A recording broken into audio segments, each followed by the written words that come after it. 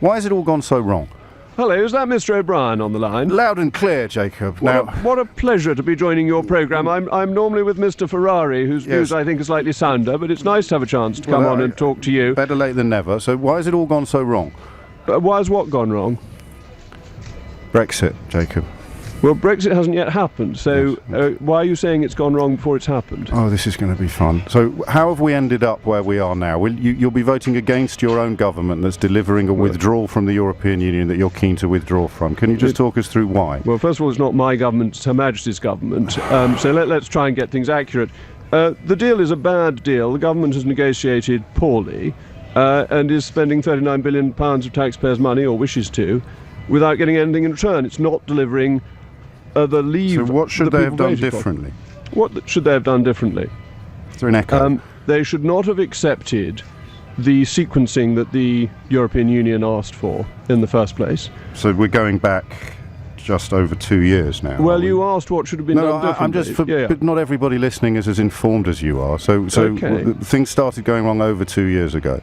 Oh, at the beginning of the negotiations. The very beginning of the strategy was wrong, and David Davis was overruled by the Prime Minister in this. He was very keen not to agree their sequencing. And why would the EU have changed their position after we refused to accept it? Well, because it's a negotiation. In a negotiation, both sides have to agree in the end, and they wanted... Well, they have, and you're complaining. Well, because it's an agreement that doesn't deliver on Brexit. But it's a negotiation, and both sides have to agree in the end, and they have. That's absolutely right, but they've agreed something that is not going to be accepted in Parliament. So I'm asking you why you think they would have agreed to what you would have accepted 2.5 years ago. Well, because the EU wants the 39 billion, and once we'd agreed to give that to them, there was very little reason for them to make further moves in negotiations. If we leave with no deal, they don't get the 39 billion. That's absolutely right, so we shouldn't worry about leaving with no deal. Right. So can I ask again, why you think things have gone so wrong? We'll start with the sequencing. What happened that went wrong after that? Well, I think the negotiating strategy has been poor, and I think we've got basically a Remainers Brexit, that we've got a Brexit that seeks to shadow membership of the European Union. Brexit hasn't happened yet, as you reminded me a moment ago. So yes, let's re-examine your own words. Talking about the withdrawal agreement, yes, it is a Remainers Brexit. What does that mean? It means that it's shadowing membership of the European Union. It's half in, half out. That it would tie us into the common external tariff. It would tie us in via Northern Ireland to the EU's rule book in vast swathes of activity. And when people warned that the Good Friday Agreement would render that inevitable, why do you think they were dismissed? Because it doesn't. So regulatory alignment isn't in the Good Friday Agreement? No, it isn't. Okay. It is. No, it isn't. It's not a matter of the Good Friday Agreement. The Good Friday Agreement wasn't considering those sorts of issues. You don't think the Good Friday Agreement insists on regulatory alignment on both sides of the Irish border? No, it doesn't. You're confusing two things, if I may say so. Well, of course you may say so, but I think we're getting all a little bit distracted. We'll carry on. So, how would you have conducted negotiations in a more fruitful fashion, Jacob Rees-Mogg? Well, the EU about a year ago offered a Canada-style free trade deal, and I think that would have been worth paying £39 billion for. And what would the difference be between that and what we're getting? Well, the difference would be that we would not have the backstop, we would not have the superiority of EU law, and we would not be tied into potentially unending Why would the Canada-style deal do away with the need for the backstop? Because the issue around the backstop is essentially a phantom one. The EU, the UK, that's and not what I asked. Why would the Canada deal, as specified by the European Union, why would that have done away with the need for the backstop? Because if you'd had a comprehensive free trade agreement with no tariffs between the two sides, what would you have been trying to stop on the border? Stuff coming in that doesn't have regulatory alignment with the European Union. No, but of course there's no regulatory alignment in the EU. How can you have trading standards without checking what's being traded? You don't need to check what's being traded at the border. So what do you mean by the phrase trading standards then? Well, we have trading standards all the time. And how do we check those standards without checking what's being traded? But the issue of the hard border is checking at the border, not having no checks at all anywhere. So in the event of a Canada-style trade deal, why would there be no need for the backstop, Jacob? The backstop has always been a failure of British negotiations. Backstop at all, because nobody's going to implement a hard border. It's not what I asked, though, is it? Why would the Canada trade deal have done away with the need for the backstop? Because there's no need for a backstop anyway. Oh, I see. So we don't need it now. That's my view, yes. It's not, unfortunately, the government's view. No, or the European unions, or the Irish governments, or the architects of the Good Friday Agreement, or every single politician involved in drawing it up. So what are they missing? What are they missing that you can see, Mr. Rees-Mogg? What you have just said is simply not accurate. Lord Trimble, David Trimble, one of the architects of the Good Friday Agreement, won the Nobel Prize for it. The DUP were opposed to the Good Friday Agreement. Lord Trimble was not a member of the DUP. He was the leader of the Ulster Unionists and now sits as a Conservative peer in the House of Lords. And why does he think there's no need for a backstop?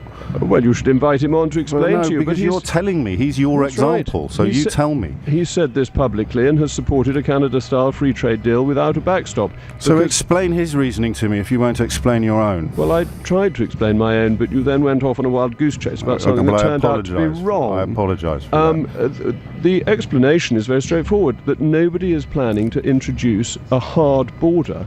And therefore the backstop is only there to prevent a hard border, which neither the EU nor the British are going to implement. So what happens next? What happens next? I imagine the Prime Minister will go back to the EU and say, this deal will not work, and we need to try something else. And what do you think they will do? Well, I think they're quite keen to get our £39 billion, and I think it would be sensible for the government to go back to the offer the EU made, as I said, nearly a year ago, on a comprehensive free trade agreement. And if that doesn't happen? That doesn't happen, we leave without a deal. We go to WTO terms. What does WTO terms mean in the context of normal consumers buying food in the shops? The price of food should come down because we can reduce tariffs on food which are very high because of the EU's common external tariff that protects... But you know this isn't true. You know there's absolutely nobody informed who thinks that following WTO guidelines would reduce the price of food in this country. Or I guess your fellow Leave campaigner Michael Gove is mistaken and wrong, or perhaps even dishonest. There are lots of people who think that. It would be in the government's hands that the government sets a schedule of tariffs at the WTO. It currently follows... No, the government doesn't set a schedule of tariffs at the WTO. The government asks the WTO, and then every single country that's a member gets a vote on whether or not we're allowed to follow that schedule. And no, that's simply not correct. But it simply is correct. No, it's not.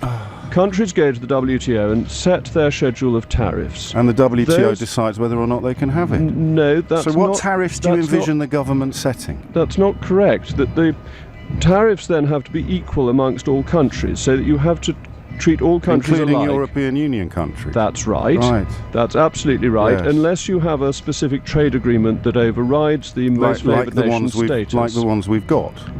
You're absolutely right. We do have some deals at the WTO, some which have already agreed to be rolled over once we've left, and others are it hasn't underway. Been agreed. There's already, I think, 8 objections that have been lodged with the plan that we've cautiously put together. I tell you what I want, Jacob Rees-Mogg. Hold on, but you're saying that lodging objections does not stop your tariffs taking place, and what we could do is we could remove the tariffs, which go up to 80% on things like beef, so we could have cheaper food. So 20% what has Michael Gove got wrong then when he says that the beef products will go up by 40%? Because I'm fascinated by the disputes between prominent Leave campaigners that have now transpired. So in your view, because you study these things very closely, what is Michael Gove, the Environment Secretary, missing, and the National Farmers Union, which have described what you're calling for as a catastrophe, do them the favour of explaining what it is you can see that they can't? What Michael Gove is assuming in that context is that we apply the common external tariff of the European Union to goods coming into this country when we've left the European Union, and it'll be under our own control.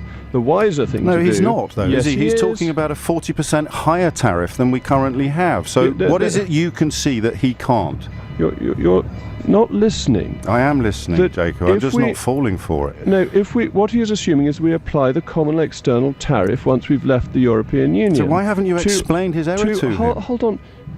Do just wait a moment. Of course I will. Because that would be to EU products as well as non-EU products. But the alternative, instead of applying the common extended tariff to all products, is to lower the tariff to all countries, which lessens the price of food. It's really very simple. So where will we be getting our beef from? Where will we be getting our beef from? We can get it from all around the world. We can get very good beef from Australia. And what regulatory standards or trading standards will we be operating under? Well, Australian beef is regulated to extremely high standards. So we'll be signing up to the Australian regulatory body? Well, we would recognise that beef produced in Australia is very good quality. I don't see any problem with that. So we'll be signing up to Australian health and safety legislation? No, all countries... So who will be checking the quality of the beef that you're buying from the other side of the world? Well, I'd be quite happy to buy beef that is meets Australian standards. So you would be signing up then? Aren't we surrendering sovereignty by meeting Australian standards, Jacob? No, I don't think that's right. Okay, so why are we surrendering sovereignty by meeting EU standards? The issue there is meeting EU standards for our own production. We're not saying we're not saying that we would apply Australian standards to domestic production. Oh, I see. So we'll be importing stuff from Australia that meets different standards from the stuff that we're growing here ourselves. Why not? Are you saying Australian beef is dangerous? I don't have a strong view about Australian beef, but I'm a bit of an expert on English cant. So the question again is, we'll have two separate regulatory standards for beef, will we, depending on where it came from? So who will be checking that? Who will be checking that Australian beef coming here from Australia meets Australian standards, Jacob? The inspection of food already under the EU from New Zealand, for example, is done... We're talking about New Zealand now. I'm asking about the Australian beef you're so keen to buy. Who will be checking? I'm simply explaining to you... you're simply explaining to me how Australian beef coming into this country will be checked. Who by and where? I'm telling you how it's already done with New Zealand. It's checked in New Zealand by New Zealand inspectors because the standards in New Zealand are very high. The same applies to Australia. Australian standards are very high. And these are in terms of a trade agreement? You don't need to have a trade agreement. You can do it unilaterally. Right. Do we do that with New Zealand? New Zealand is done under the European Union that has the competence for trade. So that's not a valid comparison then. So New Zealand has a trade agreement with the European Union, does it?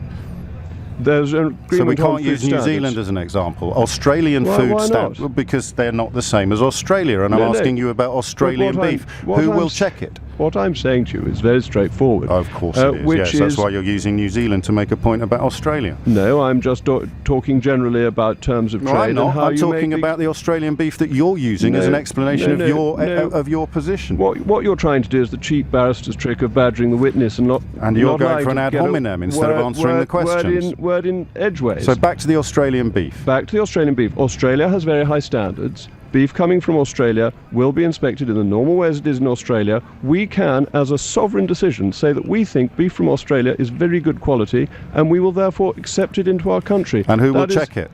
It will have been checked in Australia before it's left. And so who will check it here? We will say we think that's good enough as our own decision. Right. And it's very high quality beef. Not that I've come on LBC to give an advert for Australian beef, but it is very good beef. Okay, so we'll be getting our beef from Australia and it will meet Australian regulatory standards and we might carry on getting beef from the Republic of Ireland that meets EU standards. It will still be perfectly safe beef to eat. We can trade with countries across the world. We already do. You've just used New Zealand yourself as an example of what we do. So what will we be able to do afterwards that we can't do now? Well, currently we have very high tariffs on Australian beef, so we'd be able to reduce those so that the cost of food in this country would be cheaper, which is where I started from. Yes, and the meat products that the Australian industry have suggested for export to the UK are hormone treated, and you know that. Whereas we don't have hormone treated beef for sale in this country. But if it is labelled, people can decide for themselves. I don't think you ought to tell people what sort of beef they'll eat. I've been to Australia and eaten Australian beef quite happily. I'm sure you have, but why does the European Union regulation outlaw hormone-treated beef? Oh, because it's protectionist and it wants us to pay higher prices. So it's got nothing to do with hormones? No, it's the EU is a protectionist racket. So we can buy the EU is a protectionist racket. It is, yes. It protects inefficient European producers at the expense of British so we'll consumers. be buying hormone-treated beef from Australia and we won't be checking it at our ports to make sure that it's okay, because Australia will have told us that it's okay. Australia has I trust Australian standards just as much as I trust Irish standards. Yes, but Ireland don't give hormones to their beef cattle. Well, I'm not worried about that. I think that you Can I ask what your qualifications are in the context of humans consuming hormone-treated beef? Well, that it's perfectly safe in Australia, and the Australians don't have any ill effects from this. Right. You've researched this, have you, Jacob? That seems quite a good enough answer. No, it doesn't. The research on what hormone-treated beef is believed to do to human beings is quite capacious. That's why they can sell it more cheap, because it makes the stuff grow in an unhealthy fashion. I think you're just running along with a hobby horse, actually. I think you're right, Jacob. Let's try again, if we may, because it's taken me a very long time to get you on the programme. Well, you haven't invited me. We've had an invitation in. Perhaps your people haven't passed it on to you. We've had an invitation. Now we're going down another. I'm very grateful. I came on with you last during the Brexit debate. Before the campaign, when I was being scrupulously impartial. So I'm on LBC every fortnight with Mr. Farage. Yes, I'm a regular appearance on your station, and this is the first time I've been asked to come on with you for ages. Well, that's not true, but let's chalk it up as perhaps the message not being passed along to you. So when the vote is lost tonight by the Prime Minister, and we go back to Brussels and ask them to do what they've said in very clear terms they're not prepared to do, what happens then? Well, there's then a choice for the European Union, as much as there is for us, whether we leave with a different deal or whether we leave without one, because that's what the law provides for. Sorry, say that again. The European Union get to decide what happens to us? No, there's a choice for both of us. Oh, so that's not what you said? No, I said there's a choice for both of us. Carry on. Either we have a new deal, which both sides are then willing to accept, or we leave without a deal on the So that's the option now. The European Union, if they're telling the truth when they say that we're not going to renegotiate anything, we leave without a deal. But this is a negotiation, so when people say this is our bottom line, it very rarely is. But time will tell. So how much time have we got? We've got, 73 days? Yes, and so you think in the next 73 days the European Union are going to change the negotiating position that has been more or less constant for the last 12 months? In reality, I think it's more likely that we leave without an agreement and leave on WTO terms. Okay. So that goes back to what we were discussing before. It does. So you're advocating for no deal. That's what you believe is the most likely outcome. It's what one believes is most likely and what one is advocating for are not necessarily the same thing. So what is one advocating for? I would be in favour of a deal. But if that proves impossible, there is nothing to be fearful about leaving on WTO terms. Okay, and all the people that say there's a lot to be fearful of, like the National Farmers Union and the Governor of the Bank of England and the CBI, you can see what they can't see, which is... Well, the CBI's got everything wrong in its history. It wanted us to join the euro, wanted us to join the exchange rate mechanism. I think that's what you just called a red herring or something, isn't it? So the question is, what can you see that they can't see? What I would say is that you should judge people by their previous track record. Well, I am. Why haven't you taken down that tweet from The Sun about what tariffs really means? Because The Sun withdrew it and it's still on your Twitter account, so I'm judging you by your track record. Right. Judge away. The Governor of the Bank of England said we'd have a technical recession. Thank you so much. Fortunately, you're not a part of the judiciary. The Governor of the Bank of England said we would have a technical recession purely on a vote to leave. The question is, what can you see that they can't see? And you know that the Governor, I mean, this is so disingenuous. The Governor of the Bank of England dedicated himself on the morning after the vote to making his own predictions not come true. But you know this. You just know that if you say it in a plausible and persuasive fashion, people will continue to believe you, despite the fact that you've led them to the precipice of a no-deal Brexit, which even you know deep down will be disastrous. Unless you can answer this question. What is it you can see that they can't?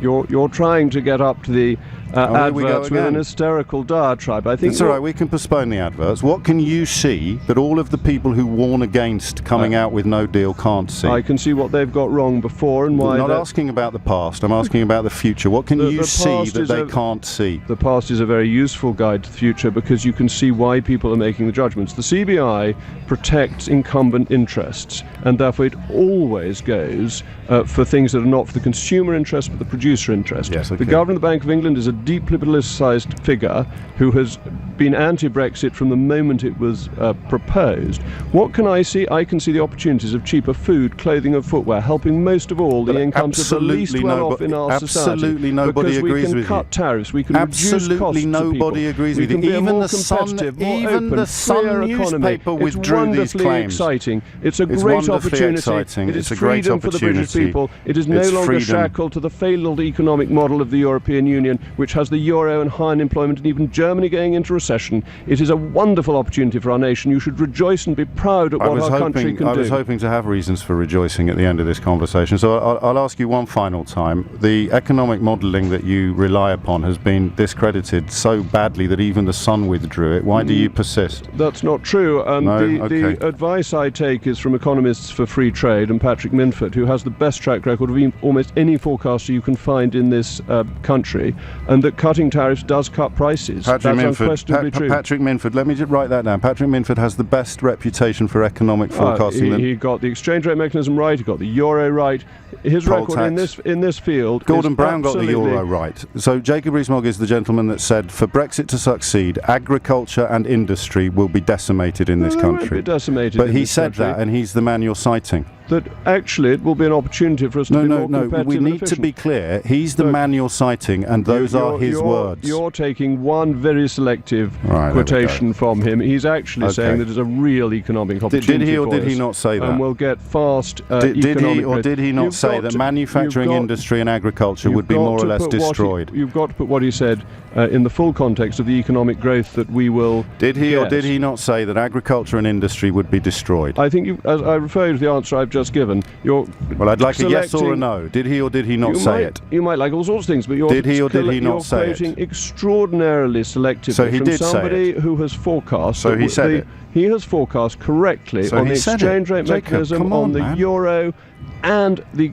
opportunities that come from cutting the barriers to trade, which have worked in every country. Your favourite economic forecaster explained that agriculture and industry would be destroyed by Brexit. You're completely exaggerating a comment that he made. So he did say it. What you're saying is inaccurate. You're trying to spin something. He points to it is indeed, yes, it's your reputation. Absolutely. But it's a fine one and it makes good listening. Yes, so you're not going to answer the question. I've answered many of your questions. You have, but here's the last one. Did Patrick Minford, your economic forecaster of choice... I've already answered that one. I've told you you're doing the classic thing of taking something selectively and out of context to make a wrong point. Okay, so did he say it or not? I've just answered your question. I refer you to what I said a moment ago. Well, just remind my listeners, did he say it or not? They were paying more attention than you. I heard you say that he'd been quoted, which would suggest he did say it, but you haven't answered my question except obliquely. So the man that you cite as an economic forecaster to be trusted... You're so classically inaccurate. I've answered your question merely not in the way I'm very grateful for your you time. wanted me to. Well, no, I asked a question that admits a yes or no answer, and you haven't provided a yes or no answer, so we can at least end on a tone of agreement. You didn't answer the question in the way that I wanted to, and we both know why. I'm patriotic. I'm a Brexiteer. If we've got to get out with no deal, we do. Why? And I am because I'm 70 years old. Yeah. I worked for Mullards, which was a Dutch-based firm, and they said if I don't vote for Europe, I lose my job. Yeah. Well, I'll tell you what, I voted for Europe, not for them to control us. But you just said we need to leave with no deal. I'm just wondering why. I lost my job anyway, because it closed down in the end. Yeah. They went from one company to another.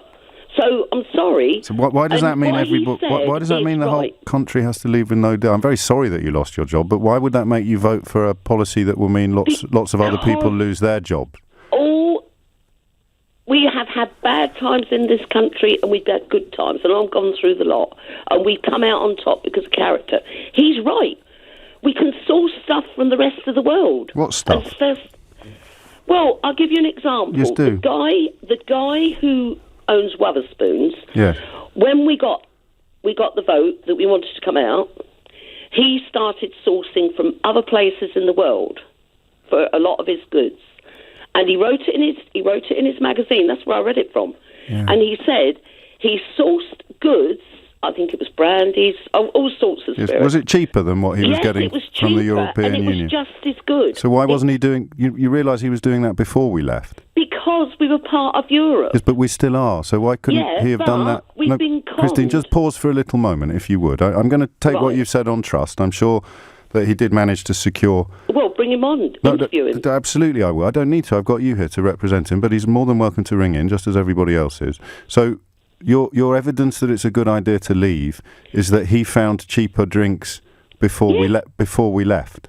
And he passed it on. Well, they were all preparing if we left Europe. But Christine, just again, I'm sorry, but you have to just reflect for a moment on what you've just said. Yes. We have to leave so that Tim Martin of Wetherspoons can do something he's already done. Yeah, because he did it to prepare for if we had a but he could do it. Christina, Europe. I'm going to labour this point, and I do apologise because it's not going to be pretty, but we're still in the European Union. We are at the moment. And he did this thing you're telling me we have to leave the European Union to do. No, what he says is an example of all the Ramonas who keep saying this is going to happen. No, Christine, stop using insulting language. Okay, I won't use that. He has done something. I've been insulted some of Brexit. Well, I'm very sorry to hear that. But here's the thing, Christine. If this is the example you want to, if this is the bridge that you want to build, you've just told me that he's already done it. Yes, because he's preparing for it. Yes, but he's already done it, and we're in. He has. So we're in the European Union, right? Yeah, we are at the moment. And he's already done it. Yes, because he foresaw the future. Yes. So here's the question, Christine: Why do we have to leave to do something we could do while we were in it? Because they're still controlling us. They've got no respect for this country. I've seen some of the things that have been going on. Go on, tell me. I love Britain. I love what it represents. I love what it gives to the rest of the world. Well, you've hated it since 1975, though. Pardon? You've hated it since 1975. No, because we weren't so controlled then. So what are the controls come in? So talk me through. Actually, no, I'm not going to let that go, Christine. I think you need to take on board what you've said on national radio. Yes, I am taking on board. Because I was so furious when I was listening to it. We have to leave the European Union because Tim Martin has done something while we were still in the European Union. He did it because he prepared for us leaving, like a lot of other countries have done. But how could he do it if we weren't allowed to do it because of all those controls? Well, you'll have to get him on. I'm only going by what his magazine said. But you must understand what you read. How could he do it if we're not allowed to do it? Well, I don't know. I'm not a big businessman. No, well... But I was impressed with what he said. But if you find 100 big businessmen, between 90 and 95 of them will tell you that we're making a terrible mistake. Why have you chosen to believe this businessman? What about Mark Carney? While not understanding what he's done. Mark Carney has turned around. He was someone who said if we leave Europe we're going to go down the pan. But he's changed now. He hasn't changed. From what I've heard on's been reported on the radio. Christine, again, he hasn't changed. And Mark Carney was the person the morning after the result who enacted economic policies specifically designed to minimise the impact of what he warned us against. Well, I'm sorry, I don't agree with you. I really do not agree with you. Which bit don't you agree with, Christine? Which bit don't you agree with? I don't agree with the fact that we are not going to be able to trade with the rest of the world. But you just heard this morning from the Secretary-General of the International Chamber of Commerce for the UK. Of course, we'll still be able to trade, but it will cost us a lot more to do so, and we won't be able to trade freely come November the 1st with anybody. That's not an opinion, Christine. That's a matter of fact. But haven't we heard a lot of things like this from a lot of these top people? No. And then they've turned round and said that this isn't going to happen and that's not going to happen. Well, again, Christine, could you give me an example? We were told, yes, tablets, pharmacy. We weren't going to get this. We weren't going to get that. But Christine, we haven't left. No, but they are able to source from other places. Yes, but not under free trade agreements. Well, I think... I'm sorry. Why do you keep saying sorry? Well, no. All right, I don't apologise for wanting to be a Brexiteer. I don't. But what do you think that means? Get out of Europe. What I'm going to ask you again, back to the original question. Do you understand now why what you said about Tim Martin was a bit silly? No. Okay, let me try again. The things you will not get me to say that. You will not get me to say that. Okay, well, not silly then. But do you understand that he did the things you described? He went and he sourced other places while we were still in the European Union. Well, so he could have done that. He made a vote to come out. Yes, but we're still in. So anything he has. At the moment we are. Yes, and he's done this thing that you describe in such impressive terms. This thing he's done that convinces you it's right that we should leave. He did it while we were in. Right. Okay. How come we source all our metal to China if we're not allowed trade agreements. Pardon? If we're not allowed trade agreements for the rest of the world... No, who said we're not allowed trade agreements? Well, that's what you said's going to happen. No, I said on November the 1st we won't have any. And well, I'm not an expert on metal trading, but I'm pretty sure we don't trade freely with China. Well, that there are tariffs in place. Yes, but it hasn't harmed us, has it? Pardon? It hasn't harmed us having trade agreements with China. We don't have any trade. We don't have any trade agreements with China. Well, I'm sorry. Why do you keep saying sorry, Christine? Because you're getting annoyed at what I'm saying. I'm not remotely annoyed. I'm sorry if I'm upsetting you. I'm not even upset, Christine. I'm just... I think the word I would use is... Frustrated. No, I feel incredibly sorry for you. Well, you don't have to. No, I know I don't have to. I'm a very strong person. I'm sure you are. But I know you don't have to feel sorry for me, and you don't have to feel sorry for a lot of the people. I know I don't have to. I choose to feel sorry for you because you have believed a farrago of lies, and you've come on the radio to explain that you voted for lots of people to lose their jobs because you lost yours. No. Yes. No, I don't want people to lose their jobs, but that's what's going to happen. If we go forward, I'm sure that a lot of people will be proved wrong. Right. But you realise these aren't opinions. These aren't November the 1st, we have no trade agreements. At the moment we have agreements with 120 different countries. And where all in Europe? Obviously not. The European Union has all sorts of trading agreements with countries outside the European Union, which is what we will be on November the 1st. Well, I can't What do you think think's going? What do you think's going to get better? We're going to have control of our country back. What control of what, Christine? What's the thing we can't currently control that most frustrates you? They've said a lot of different laws have had to change. I can't remember them now. You must be able to name one. Okay. Yeah. All right. Now this is a crazy one. Yeah. But we all used to have our fish and chips and newspaper. And then it was deemed it was wrong. Right. Now, when we had the fish and chips and newspaper, there wasn't loads of people went down with tummy upsets and things like that. Okay. It had a beautiful smell to it, and I can remember that smell now and how lovely it was. Yeah. But they decided, and this is a small thing. And that was the EU, was it? Yes, the EU. Okay. That was something they did. And I'm sorry, and I listened to the European Parliament. Yeah. And I listened to some of the things they say should be done and shouldn't be done. I'll tell you what, we put billions into the Europe. Do you see the schools and the health service any better? Well, better than 1975? In the poorer countries. Better than 1975? Yes. You think things now are... I would like to see... them have decent schools and decent health. Right. But so nothing's gone into that. So taking away the money we pay into the European Union is going to make there less money available for the poorer member countries, Christine, not more. Well, they haven't made it available up till now, have they? Well, I'm afraid they have. I mean, it's so easy to establish where this money is spent. The European Development Fund in particular. Because they love what we've got over here, and I don't blame them for coming over here. Then why have you voted to get rid of it all then? Because I just feel, as a patriotic person for this country, and I'm talking about all the different. But patriotism involves wanting what's best for your country. Yeah, and you voted to make it worse. No, I don't. You have. Well, tell me what's going to be better then, apart from. Possibly we'll be allowed to wrap our fish and chips in newspaper again. Apart from that, what are you most looking forward to? I'm looking forward to maybe not having so much immigration into the country. Okay. And I'm looking forward to having it controlled. How did you feel when you found out that successive governments had chosen not to impose much stricter immigration regulations that they would be free to do as members of the European Union, as, for example, Belgium does? Well, I'm sorry. Why are you sorry again? I'm not sorry. No. I'm not sorry. There's a sense that you know you should be because you keep saying it, but just the thing. It's just your.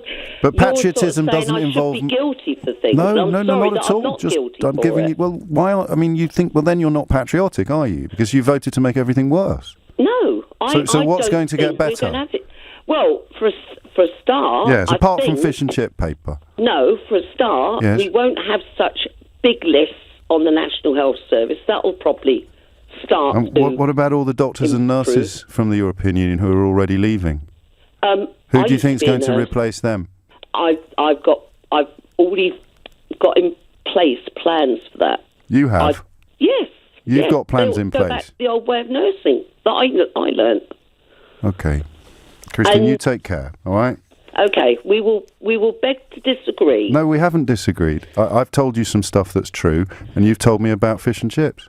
Well, there's no disagreement. 70 years old, I can't go back into all the different things that have upset me. No, just one would have done. I like fish and chips as well. I remember when it was wrapped in newspaper. I can't pretend I've ever felt it was a grave absence in the heart of British public life, but I would remind you, because I sense you use the word quite a lot, patriotism involves wanting your country to be the best it can be, not to impose economic sanctions on itself. About to jump on a train, but you asked for an example of Boris Johnson being honest or keeping to his word. Well, as a journalist, he always promoted gay rights, and as an MP, he's followed that through. He's voted on gay partnerships, civil partnerships, and he's always towed that line against, what sits well with Tories. So, you want an example? Yes, I mean, apart from the time he talked about tank-topped bum boys. I don't know about that, but in what context did he say that, sorry? He wrote an article. He wrote what? Saying what? That gay people were tank-topped, gay men were tank-topped bum boys. Sorry, what do you mean he wrote an article? That was the headline, was it? No, that was in the article. So what did he say exactly? Gay men are tank-topped bum boys. Gay men are tank-top bum boys? Yeah. I'm pretty sure he didn't say that. Okay, I'm just finding it for you now. Bear with. You don't forget that train. No, yes, no, 5 minutes, yeah. Labour's, here you go, Spectator in 2000, he attacked what he called Labour's appalling agenda, encouraging the teaching of homosexuality in schools and all the rest of it. In his 2001 book, Friends, Voters, Countrymen, he compared gay marriage to bestiality and wrote that if gay marriage was okay, and I was uncertain on the issue, then I saw no reason in principle why a union should not be consecrated between three men, as well as two men, or indeed the three men and a dog. 1998, in a Business Insider column about Peter Mandelson's resignation from the Labour government, Johnson said the announcement would lead to the blubbing of tank-topped bum boys in the Ministry of Sound nightclub and the soft-lit Soho drinking clubs frequented by Mandy and his pals. Okay, but he still vote. Mate, Carl. I'm going to have to take your word. Leave it, mate. Quotes.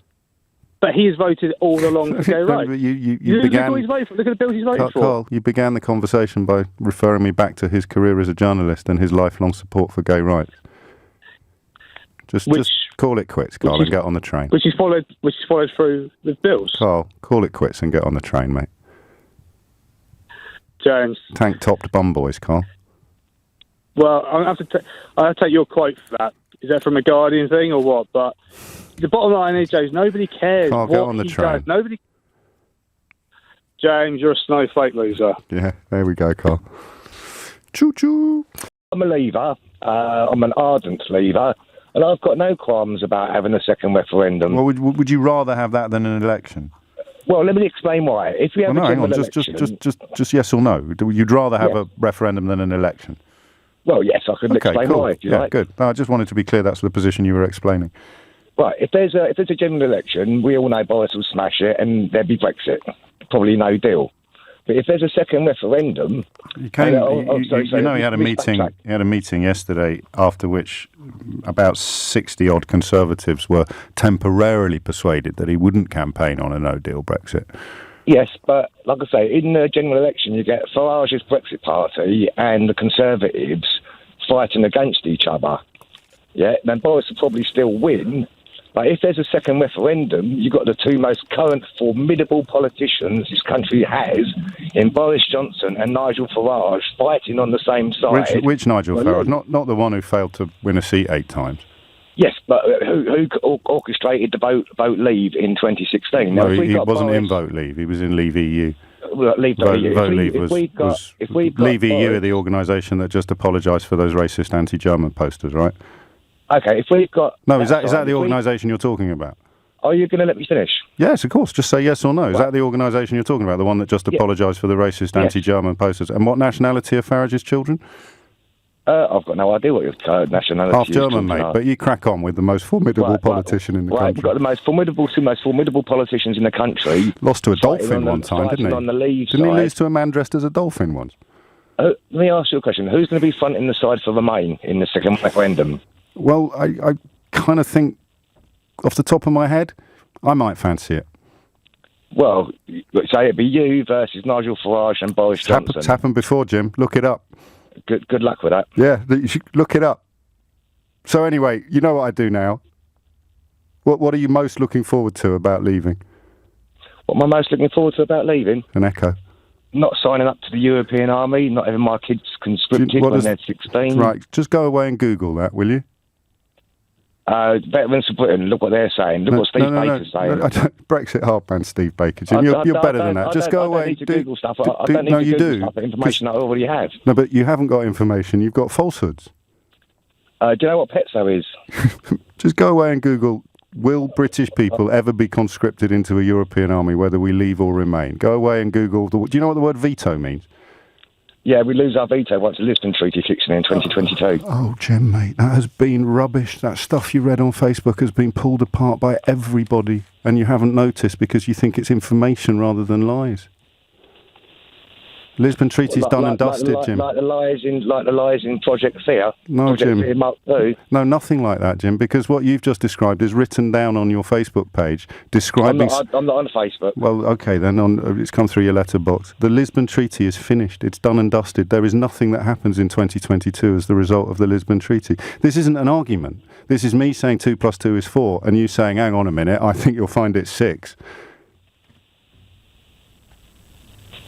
Well, that's two different opinions. No. 2 + 2 = 6 is not an opinion, Jim.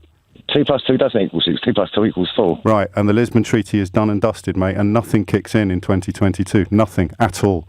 And we will have the power of veto over any future European Defence Force or European cooperation. But when you look, I would not trust Juncker, Barnier, Tusk. No, of course you won't, because you trust the man who can't win a by-election against a fella dressed as a dolphin.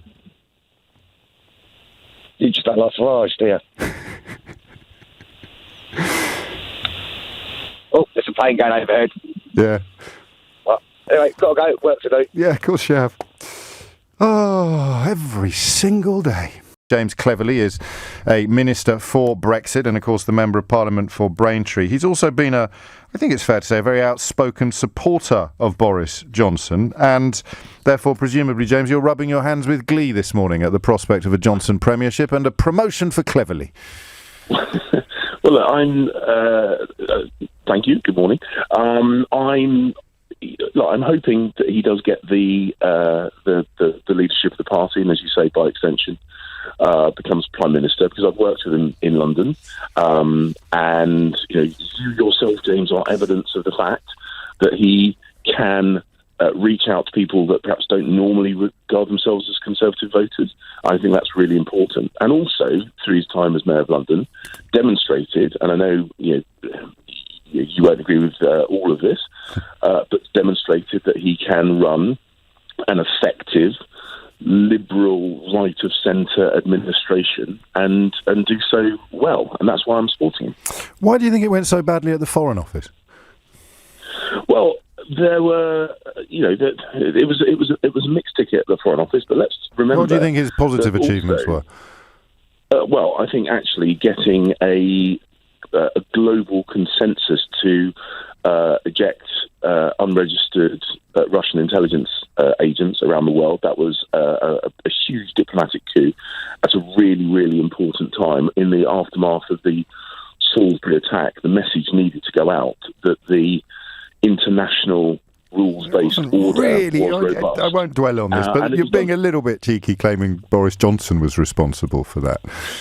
Well, so hang on. So when he was Foreign Secretary, either he is or isn't responsible for UK foreign policy. That was a UK foreign policy win at a really, really important time. If you're saying, but it was you know, and I know that the Prime Minister was front and centre. But as I said, let's not dwell on that. It's his mayoralty, not his tenure. Let's gloss over something really important. No, we can stay on it if you want. Remind me what he said. What was the intervention? Do you think that was most crucial in convincing? Well, the point is, it was about. And hang on, no, because I'd like to ask you a second question. If we are going to dwell on this, because of course it was only a couple of weeks later that Donald Trump said he regretted chucking out the American diplomat. So where was Boris Johnson during that process? Well, look, I'm not here to defend or otherwise the words of President Trump. Well, hang on, it's our foreign policy that he was criticising, and you've just expressed Boris Johnson's responsibility for that foreign policy in a positive light. I suggested that we could move on. You didn't want to. So how come Boris Johnson failed to convince our closest ally that the policy you've just praised was a good idea? Point is, rejected. That's the important thing. What President Trump puts on media or tweets, whatever, is not the important point. The important point is what he says in public is important, James Cleverly, and what he said in public was that he wished he hadn't expelled Russian diplomats. But the point is, they were expelled, James, and that prevents them doing the job. Okay, so as I said, let's not dwell on this. Let's move on instead to the positives that you can see on the horizon. What do you think will be his first priority?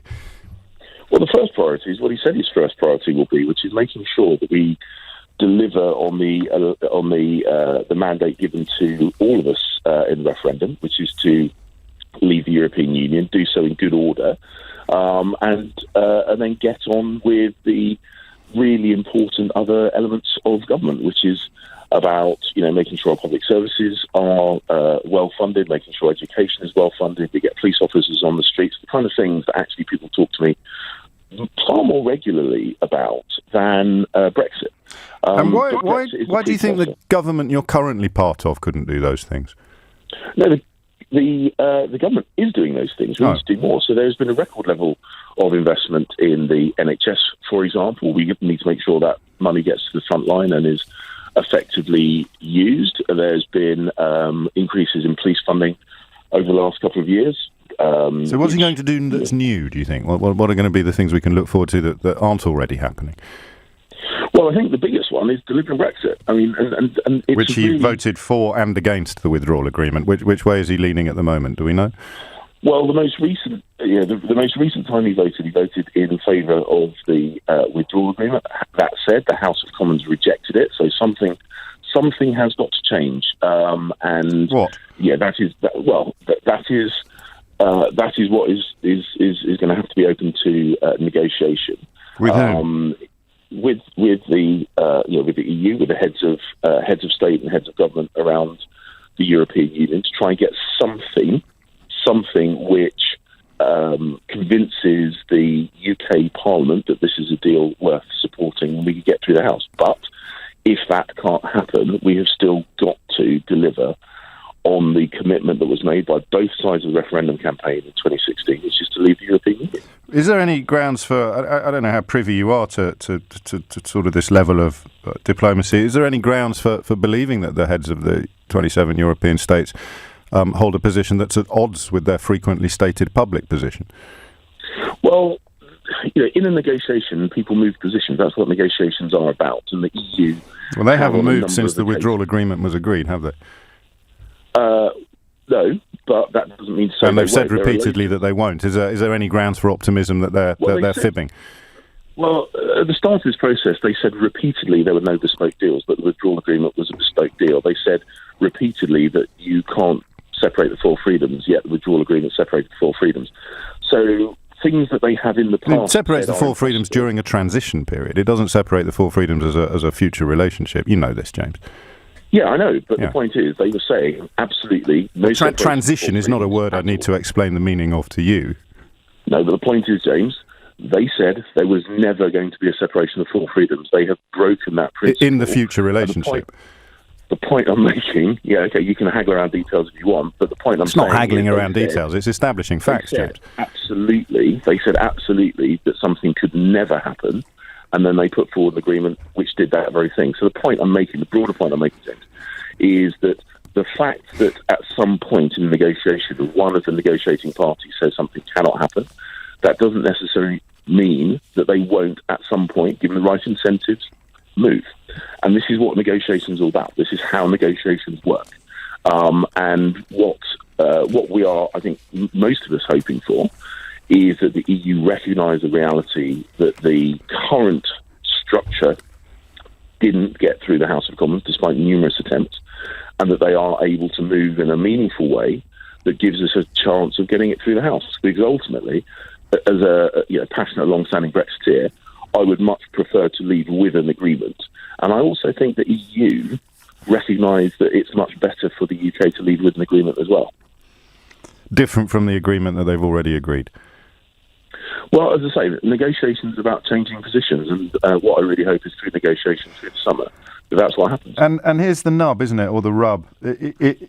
Johnson himself has said that the withdrawal agreement was demonstrably inferior to remaining in the European Union, and yet he voted for it. You are, I understand why, and I think plausibly claiming that there is a mandate for leaving both with a withdrawal agreement and without a withdrawal agreement. Most of the polling suggested that the prospect of leaving with no deal had occurred to, a vanishingly small minority of people who voted to leave. But in your defence, a lot of people are now retrospectively claiming that that's what they wanted all along. It's a fairly blurred mandate, isn't it?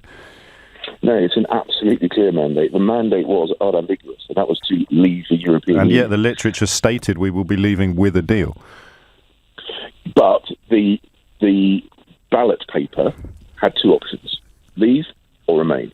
And the majority of people that voted to leave, and that therefore having been promised that they'd be leaving with a deal. Yeah, but also the Remain side made a whole load of promises. Not talking about them. We're talking about the mandate, not the people who haven't got a mandate. They were promised. They promised that we'd leave with a deal. No, the mandate is clear that we leave. The ballot paper said leave or remain. People ticked leave. The ballot paper didn't carry any other. Do you think that was a mistake in retrospect?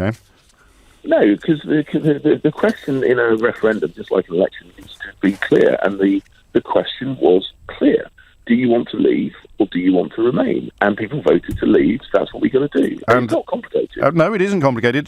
Can you think of one example from that febrile period of politics in the run-up to the 2016 referendum when anybody on your side suggested that leaving with a no deal was possible? Just one example? But, James, you can retrospectively simple question, James. Concerns to it. But the point I'm saying is the question on the ballot paper was clear and unambiguous. I will ask you again. Go on. Can you think of one example from the entire Leave campaign, whether it was the Farage flavoured or the Boris Johnson and Michael Gove flavoured campaigns, that suggested in good faith that leaving with no deal was a possibility? Well, the point is that the question is, can you? The deal or otherwise wasn't discussed. Can you though? The short answer is no. Okay. But the point is, quite the mandate you've got there. The question, the question was clear and unambiguous. Do you want to leave or remain? Remain didn't have any explanation, and the fact that the EU is changing means that had we remained, we would have had we voted to remain, we would have had a whole load of people saying, "Oh, hang on a second." Possibly, but these are hypotheticals. Of course I will. I just want to squeeze in one more question. You're asking hypotheticals. You're asking hypotheticals. No, I'm asking for a factual recall of what people said in the run-up to 2016. That's not hypothetical. I'm asking you to provide us with facts. But it's all right. You've said you can't, so carry on. So the point I'm saying is the EU is changing. Von der Leyen has put forward the idea that nation-state vetoes on tax policy should be scrapped. These are changes that the EU is making. The EU is evolving. One person has called for it. There's plenty of people in the EU that have objected to it and will vote to reject it, as you also well know. But we're short of time. Final question: what do you think of Jeremy Hunt's calls for a European Navy? I don't agree with having a parallel structure to NATO. NATO is our strongest and best defence relationship. It's underscored peace for decades. I think that should be where our commitment is. So when Mike Pompeo says that they're not going to help British ships in the Gulf, where should the British Foreign Secretary turn for assistance? Well, so I don't know the reference that you made. So it's difficult for me to comment on what Mike Pompeo said because I've not seen that. So I'm not going to comment on a quote that I haven't seen. But the point is, ultimately, NATO is a right defence mechanism. European nation states are members of NATO, and therefore, if we're going to rely on our allies, NATO is the best way of doing it. I think we should rely on our allies. That's how alliances work. I think NATO is the best mechanism for doing that. I don't think it's racist what he said to the four ladies in Congress there, in any way, shape or form. They're all Americans, and he's just pointing out that their disruptive activities, I mean, they're hardline socialists, mate. They're left-wing extremists, and they're trying to change American politics from within. And he's just pointing that out. And what's he trying to do when he took over from Barack Obama? Was he trying to carry on doing politics exactly the same as Obama did, or was he trying to change it from within? Well, Obama didn't successfully change it from within, so it's not a trick question. Did Donald Trump seek to carry on conducting politics in America in a fashion identical to his predecessor, or did he seek to change it from within by becoming president? I know it's not a trick question, and I'll say exactly what I just said again. Obama didn't change American society like he wanted to, so Donald Trump is re-establishing American capitalism. Pardon? You heard. Donald Trump is re-establishing American capitalism. 51 months of consecutive growth, all of which began with Obama. No, Obama's taking credit for growth. That's absolute hogwash, and you know it. Stuart, can you count? Mate, you are in sympathy with these ladies in Congress who are trying to transform the country Stuart, you're on the radio. Don't interrupt me, mate. Don't interrupt me. You are on the side of these women because you would favour socialist society, a left-wing society as well. Go on, mate. I'm not interrupting you. I'm waiting for you to say something sensible. No, you just can't come back with anything. Mate, you're in sympathy with these women, and Name them. Name them. Media. Name them. Well, AOC, for a start. What does that stand for? Occasional Cortex. No. So you know all about their politics, you don't even know their names, and you're on national radio having your pants pulled down. Alexandria Ocasio-Cortez, Omar, Presley. Mate, you've got your phone out. You've got your phone out now. Yes, you've come on national radio claiming that you know everything about their policy. So which policy do you think most demonstrates their socialist tendencies, Stuart? High taxes beyond all belief and ploughing that money into public services. Mate, you can't have high taxes under socialism because everybody earns the same. So let's try again. Which policy do you think best espouses their socialist tendencies? No, everyone earns the same after the socialist template's successful, which means destroying the middle class. So they don't want socialism, then they want high taxes for high earners. Are you telling me those women don't want socialism in America? Stuart, I'm telling you, you don't even know their names. Stuart, you don't even know their names. Did you just say? Did you just say fifth column? I knew you'd ask me. Yes, but you looked it up on your phone. Stop interrupting. Sorry, Stuart. Carry on. Right, I knew you'd ask me their names because you couldn't come back with anything, so I looked on the screen of my phone, yes. Why didn't you know their names before you rang in?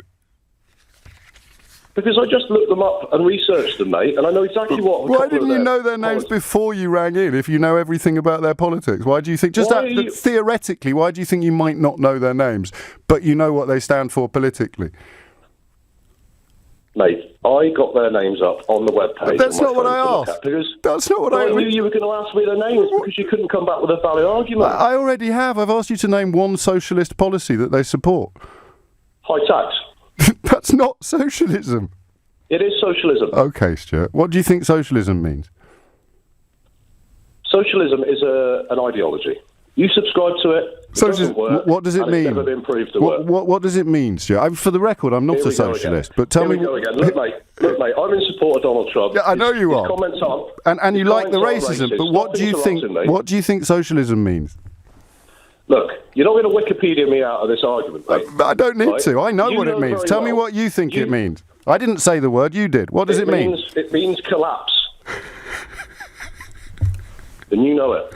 And you subscribe to it. Go on. And it will never work. Socialism means collapse. You know it. Socialism means collapse. Yes. Do you want to say something? Do you want to expand on that, Stuart, at all? Well, the socialist policies, mate, have never been proved to work. So name a socialist policy, Stuart. We're back round the other side of the circle now. You can't define what it means, and you can't name a single socialist policy. What are you so angry about? Well, I'm trying to actually speak, mate. You're just constantly interrupting me and getting me to name things, right? Yes, like a socialist policy or the meaning of socialism. So this is what happens, you see. I know. A left-wing media commentator will not let someone speak when their opinion is against theirs. What does socialism mean? You can't have an opinion about socialism if you don't know what it means. So what does it mean? To me, personally? No, you silly sausage. To everybody, not to you personally. Right. Socialism is an ideology. It's a political system, and it does not work. What does it mean? What does it mean? Look, James, I phoned in support of Donald Trump. I know. His comments aren't racist. Those women are... What does socialism mean? Stuart, what does socialism mean? So this is what happens, you see. You get someone into a dead end. Socialism, I don't know the Wikipedia... You know, you're trying to get me Wikipedia me to death here. No, just any meaning at all, Stuart. I didn't mention the word. It's 12 o'clock. I've been doing this topic for an hour. No one said socialism except you. What does it mean? No, everyone that's phoned in has more or less been in support of the 4th columners there in America. What does socialism mean, Stuart? Right, to all your listeners, okay, as they are listening and nodding their head, the ones that are supporting what I'm saying is, socialism is a template that the 4 ladies in Congress are trying to bring into America. It doesn't work. Stuart doesn't know what it means. Stuart hasn't got a clue what it... Stuart's on national radio condemning socialism and revealing he doesn't know what it means. Okay, it's high taxes, it's healthcare for all that doesn't work or bankrupt the country. It is attacking big business. It's an incestuous relationship between big business and government. Sweetheart. Listen, next time... Patronising, you see. Of course I'm patronising you. You're a clown. You're on national radio condemning socialism and you've been asked... You're a clown. No, you're a clown. No, you're a clown. And you're just as bad as those women in Congress. And you're just as bad. And my dad's bigger than your dad. Wait, go home. I think he should introduce himself. My name's Dominic Raab, and I'm a Tory. I don't support the Human Rights Act, and I don't believe in economic and social rights.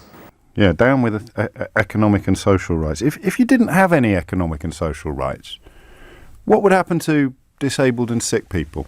With the work capability assessment, Napier University and Heriot Watt just released evidence about how it causes almost universal permanent mental health damage. It kills people. I have friends who were institutionalized after going through it. It is an act of violence. Okay. And we are dying. And this election is life or death for us. The raw truth is, the money's got to come from somewhere. And it's very easy. Let him respond. It's very easy. And I can think of lots of things that I would like to avoid making difficult decisions on, and lots of areas like the health service or schools where I want to put even more money in. But unless you've got a strong economy, creating the revenue, it's just a childish wish list. We're trying to do our best to get the balance right between responsible public finances and investing in some of those crucial areas you discussed. You choose to sacrifice tens of thousands of disabled people for the sake of that. Well, I've heard the persecution of disabled and sick people called many, many things. And I've heard calls for it to be stopped and properly funded, called many things as well. But I've never heard it called a childish wish list before. Crikey. Of course, you don't have to be disabled or sick to suffer from austerity. The typical user of a food bank is not someone that's languishing in poverty, it's someone who has a cash flow problem episodically. No, it's true. Well, that is what the Trussell Trust data says. It's not what they say, and it is. He was lying when he said that claim had come from the Trussell Trust. The Trust said that while delays to benefit payments were one of the main reasons people turned to food banks, such crises tended to be exacerbated by poverty and low pay, which were also direct causes for many to seek assistance. This came after research was published showing that there are at least 2,000 food banks in the UK. Been a bit unfair to Dominic Raab because he does actually understand some stuff. You know, all the people saying that we'll easily be able to leave the European Union and have no checks at all on the Irish border. Yeah, that stuff. We've got a bilateral relationship with Ireland, we're a very close relationship. We've also got the history of the Troubles. All of these things can be handled very sensitively. But I think if not, if Ireland obviously remains an EU member, then EU nationals can travel there and then come into the UK without a passport. If you're worried about border controls and security, and Frontex are, if you're worried about the effect of those EU rules, you couldn't leave a back door without some kind either of checks there with any country or assurances in relation to the checks that they're conducting, obviously. Otherwise, everyone with ill will towards this country would go around that route. But hang on a minute. How could anybody campaign for Brexit, simultaneously acknowledge that we need checks at the British border in Ireland, and also understand the objectives of the Good Friday Agreement? It's almost as if he'd never read the Good Friday Agreement. Presumably he had done so before he actually started pontificating as Secretary of State for leaving the European Union, presumably. Could I just ask you, since you had such a critical role as the Brexit Secretary, I presume that in fact you had read the Belfast Agreement. Please don't line up behind the Immigration Minister and tell us that you haven't read the agreement. I haven't sit down and started at the beginning and gone through it, but of course at various points in the negotiations, when issues have been raised, it has been an important opportunity to delve in to the different aspects very carefully. So which aspects of so you haven't read the Belfast Agreement in its entirety? I haven't sat down and gone from, I've used it as a reference tool. Gosh. So, no social and economic rights. Looking after disabled and sick people is a childish wish list. People using food banks have got cash flow problems.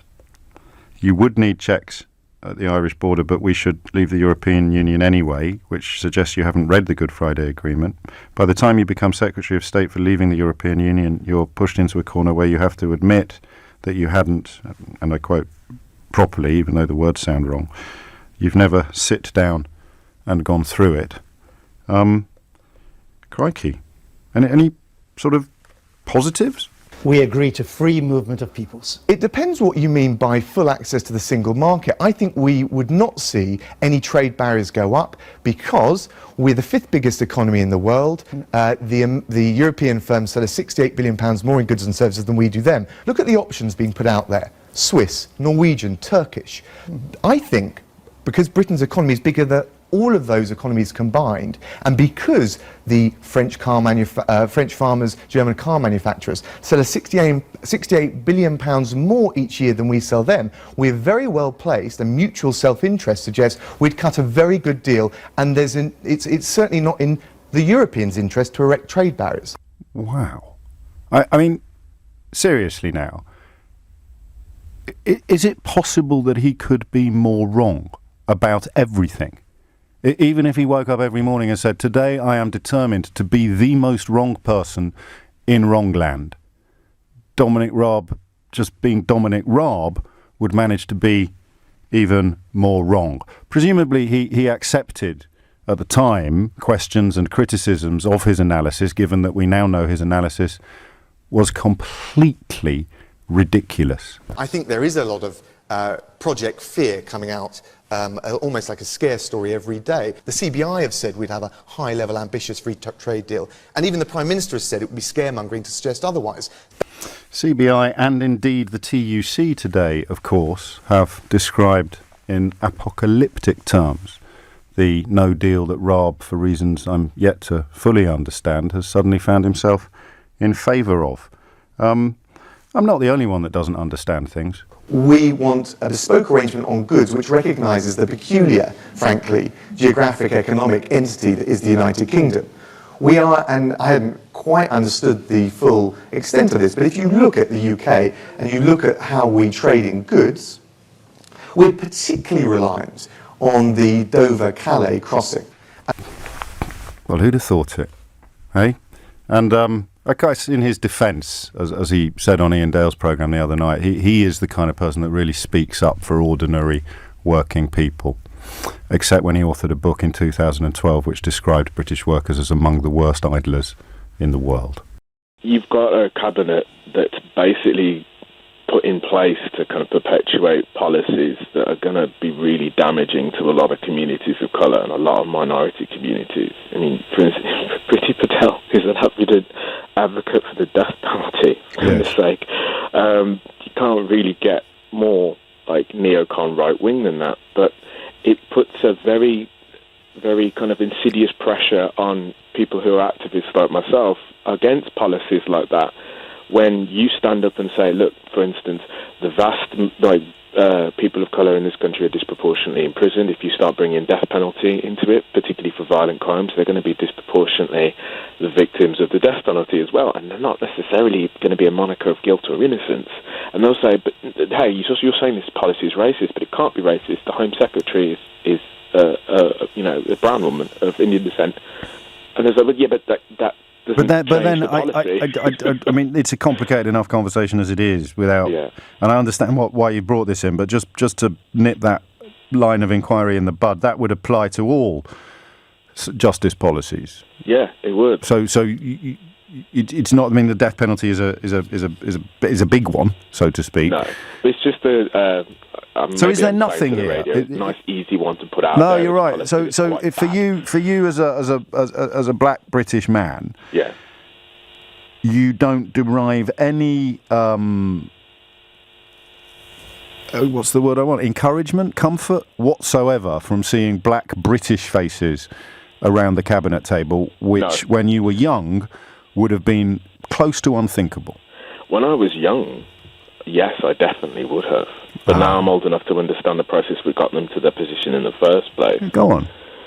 I mean, you've got to ask why the person has been selected, not just because of their ethnicity, but because of their politics. They're there to fulfill a role. And if that role that they're there to fulfill kind of also involves kind of oppressing, communities of colour via policies, it kind of doesn't really matter. In fact, no, actually, I'll backtrack that. It does matter. It makes it worse. It makes it worse? Yeah. I mean, so you'd rather not have any faces of colour around this cabinet table? You, as a black British man, would feel happier if there were no representation at all of your ethnicity around the cabinet table, because you disapprove so profoundly of the politics of that cabinet? Yeah. Basically. Okay, that's interesting. I mean, the kind of question is, would you prefer to be beaten up by someone who looks like you or someone who looks different to you? If you the option, if you've got it, is not to be beaten up in the first place, but it doesn't really matter who's doing the kicking. And it's, just to kind of, I don't want to make this into a history lesson, but this is a colonial thing. It's been going on for a really long time. The British Empire was very good at going into the community, picking the minority ethnic group that looked like the majority, but also had a little bit more power, shaking hands with them and said, "Do you want to hold the whip and the shackles? Okay, you do the." Again, mate. I know it's quite a big reach, that, isn't it? It is. But it's how you feel, and you're being sincere. It makes me uncomfortable. Not as uncomfortable as the line about turncoats of colour, but you're pretty close to that position.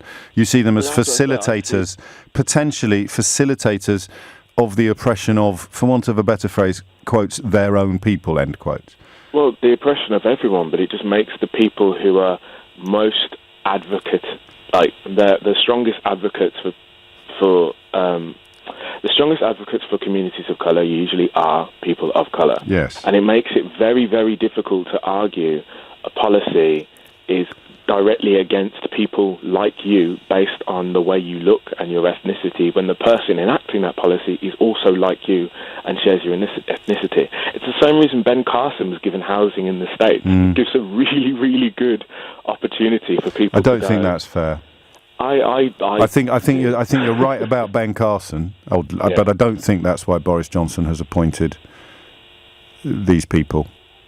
Well, no, I don't think that's why he's appointed. They're not tokens. I think I don't know. I wouldn't. No, I don't know either. Count that out, but he's chosen them for their politics.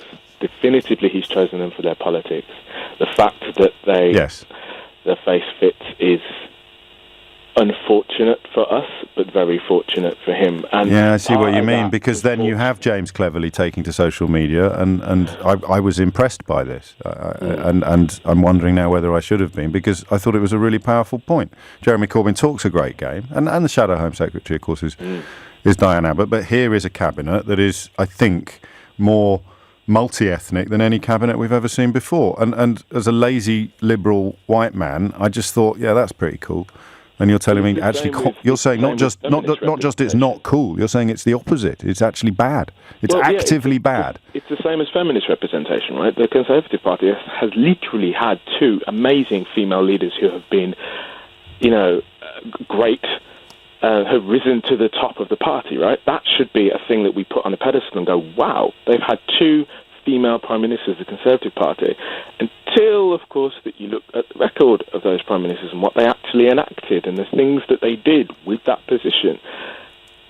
The part of the problem of politics based around identity in general is that it's very hard to kind of find a line through, right? How much is representation important in terms of enacting policy? Because if you get the right person, the right kind of person to fulfill a role, and that role is fulfilled in a way that's damaging and deleterious to the entire country, does it really matter that the person's the right kind of person? No, I'm really taking on board a lot of what you're saying. I'm struggling with some of it, actually, but in a good way. I'm struggling intellectually. It's not really pleasant, particularly because people like myself, and I will fully hold my hands up here, we've been banging on about representation for ages. Yeah. We've been doing this whole, we want the boardrooms to look like us, we want the cabinet to look like us, and it's almost kind of they've gone, look, this is what you wanted, this is diversity, right? And we're like, yes. hang on, wait. Exactly that. Oh, God, you've understood my own discombobulation better than I have myself. Let me try one more with you, which is, I know, as a white bloke who went to public school, I know my life would be a lot different, and, achieving stuff would have been a lot harder had I been black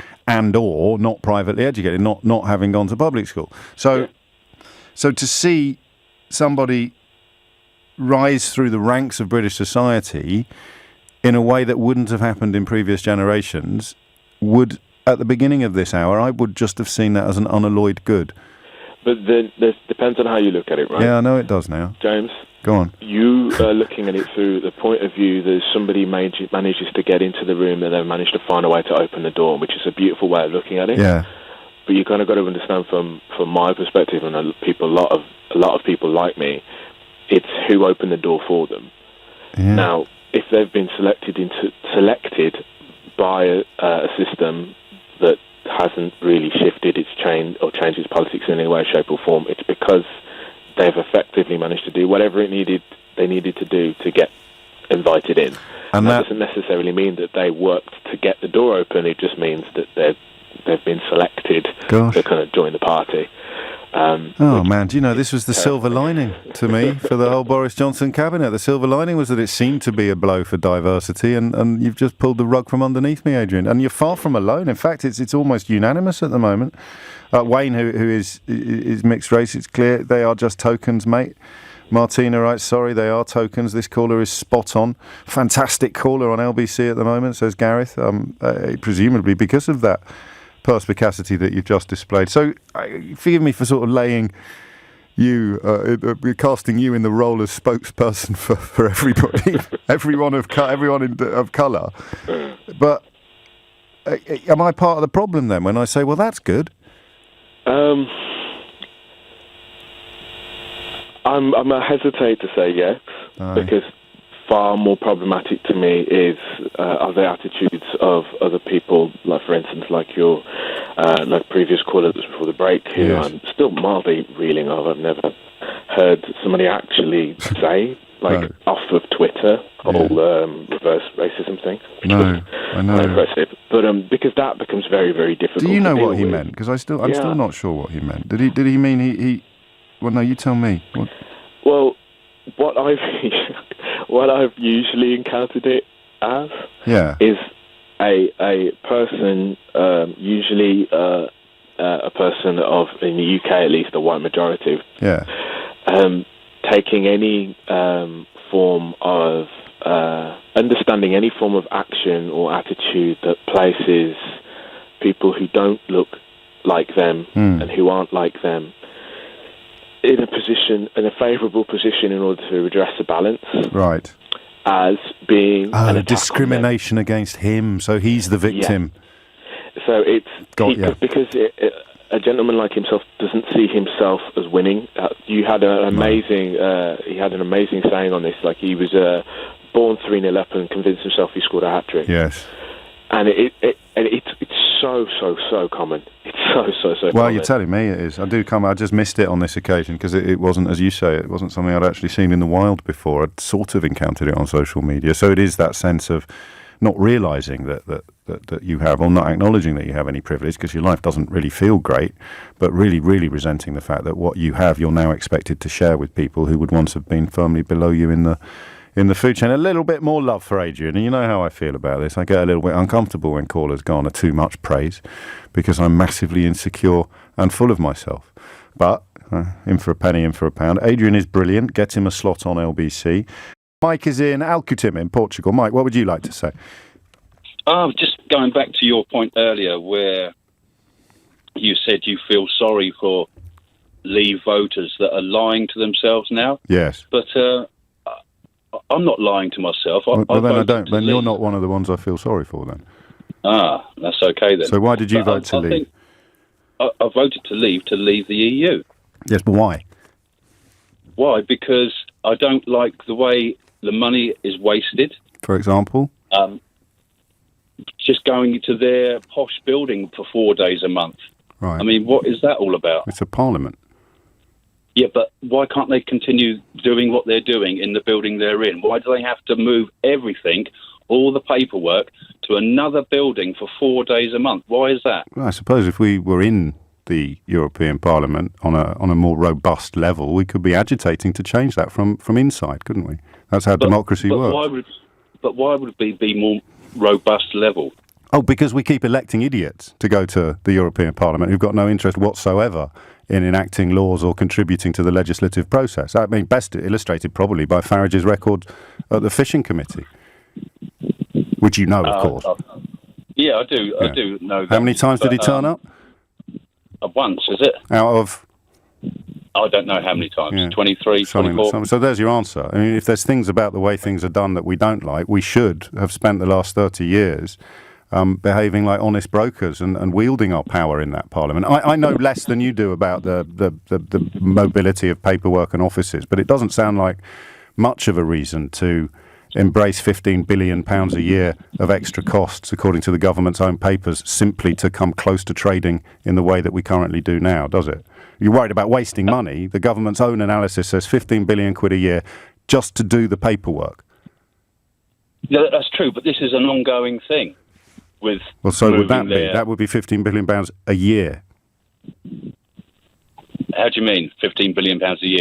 That's what it costs them to move, does it? No, that's what the government said yesterday. It will cost British businesses to simply fill in the paperwork they need to fill in to trade in a no-deal environment. So they actually said that is what it's going to cost and not what they think it's going to cost. The government has done an analysis. They wouldn't claim it was biblical. Yes, but this is the government led by Boris Johnson, Mike. Yeah, but we've all seen these reports of what could happen. But this is the government led by Boris Johnson, and you've forgotten the script, because you're supposed to say that's a Remainer government. That was Theresa May, who didn't really want to leave. These impact assessments now are the ones that people like Michael Gove are trying to keep out of your hands. And the £15 billion reported either yesterday or on Monday, that's the government that is planning to do no deal, has commissioned or received that research. So I'm afraid that bit of the script where you pretend not to believe that Theresa May is an honest broker, that doesn't work anymore, my friend. No, well, I don't believe Theresa May was an honest broker. No, that's what I just said. I think she was, yeah, exactly. Yeah. But Boris Johnson is, you see, if you're a Brexiter, and he's the head of the government that has received the advice that £15 billion a year is what it will cost. So unless I don't know how much it costs to do the thing you said with the paperwork, but if you really voted to leave the European Union because you're worried about money being wasted, well, you've done a bit of a boo-boo. You think? Well, I know. Well, okay. That's your... what other reasons did you have? It can't just have been the fact that they operate in two offices. The continuous movement of people. Where are you calling from? I'm calling from Portugal. Okay, carry on. So, yeah, our infrastructure in England at the moment is under great pressure to try and support what is there at the moment. After 9 years of austerity and cuts, yes. Well, austerity had to happen. Did it? I mean, austerity is the idea. What are you going to say about borrowing? Because I have to warn you, I know how much this government has borrowed, and I know what the debt is now compared to when they took over. Exactly, but you can't. So it's not about that, then, is it? Unless you can't keep borrowing and not have cutbacks. Right, but they have. Yes, they have. But this is something that has to change. So Mike in Portugal voted to leave the European Union because there's too much freedom of movement. Is that how we remember this call? Indeed. Okay, mate. You know how that looks, right? How does it look? Okay, you don't. My bad. I will still vote for Nigel and the Brexit Party, even if he doesn't run, but I would prefer him to run. Right. As an MP.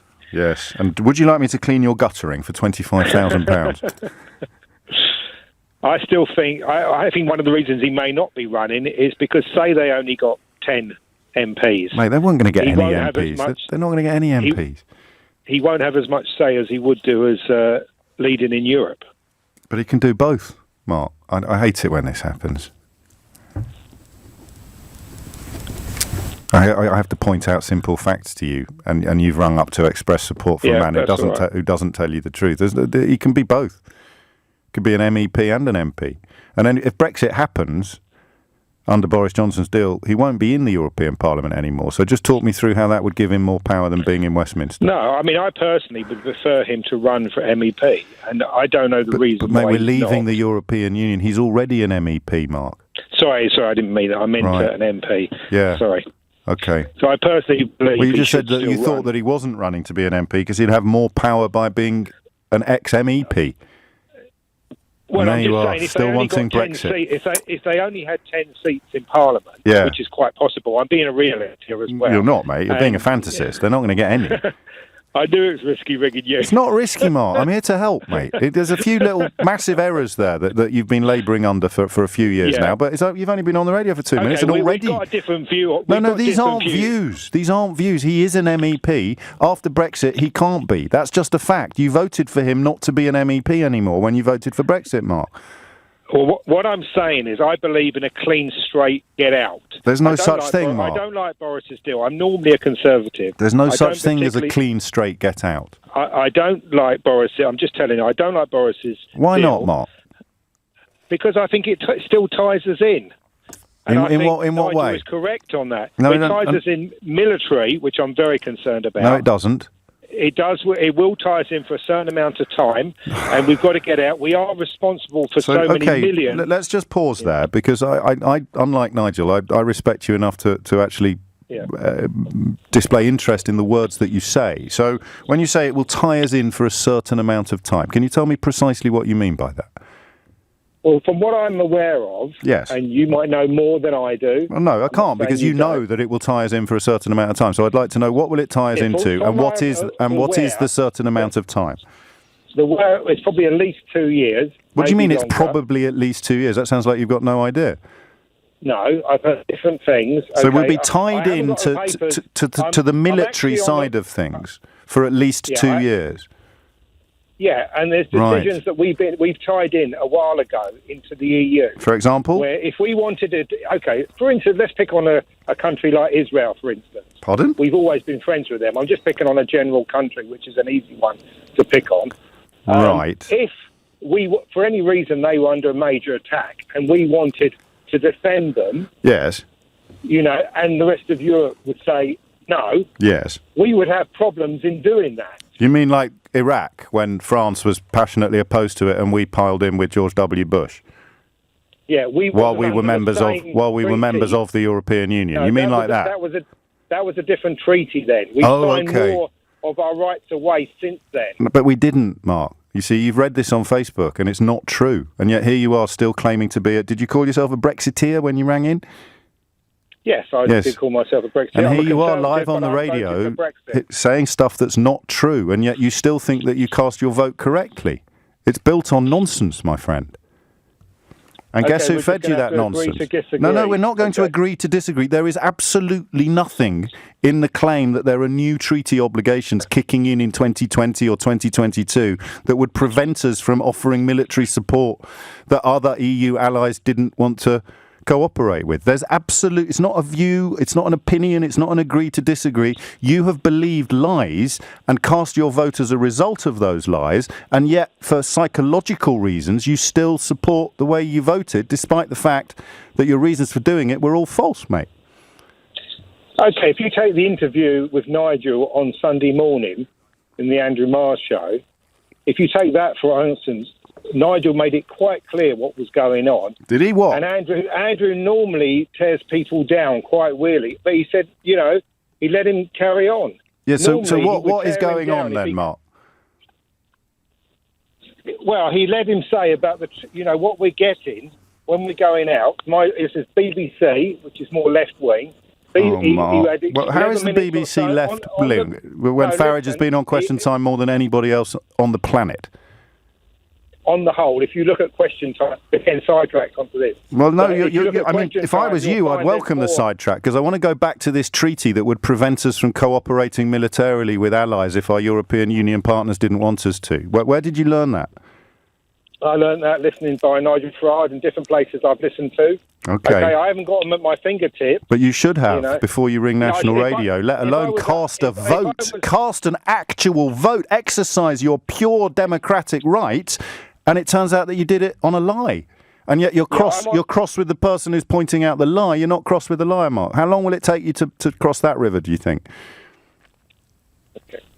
I'll give you this one. Okay, next time I ring you up when I'm at home and I've got all the information. No. You've now got all the information, Mark, because I've given it to you because I respect you. Okay. But we will disagree on it. No, we can't disagree on it because I've given you all the information. There is no opinion here unless you can provide me with a scintilla of evidence that continuing European Union membership would prevent us from undertaking a military campaign akin to the one in Iraq, which many of our European partners didn't endorse or join in. We have signed up to stuff since we have not, you see. In the last 6 months. Yes, but here's me getting paid to do this, telling you that we haven't. And here's you not knowing where it's come from or who said it or which bit of Facebook you got it from, saying that we have.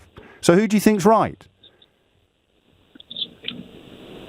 Okay, I'll give you this one. No. I don't want you to give me anything, Mark. I'm giving you this one. I'm giving you the knowledge now to form an opinion based on facts rather than lies and feelings. And the only opinion you can form based on facts is that the people who told you this nonsense about treaties and armies lied to you. So why would you still trust them or want them to be in Parliament? Oh, right. Okay, I will try and find out the information and I will come back to you. Doesn't really work like that, mate, but I would love... we've got your number. What day should we ring you tomorrow? No, I work as a coach driver, so it doesn't work like that. All right, well, when's your next rest stop? I need time to get the information for you. Okay, well, we'll check in with you in a couple of days then. Okay, no problem. All right, and if it turns out you've been conned, who are you going to get cross with, me or Nigel? We'll wait and see. No, answer the question. No, of course you don't believe you've been conned. That's why you're having this meltdown on the radio and talking about driving coaches. I'm not having a meltdown. So when it turns out you've been conned, who are you going to get cross with, me or the person who conned you? There is other issues. Well, we can talk about them if you want. We can talk about the other issues. If you want. I'm just about to go into work. Of course you are. Unfortunately, I've got to work. No, I am. All right, mate. Trust me. No, I do trust you, Mark. That's the whole point. Yeah. I trust you to be intelligent enough to realise the difference between facts and lies. And you're very close. I can feel it. Have a great day.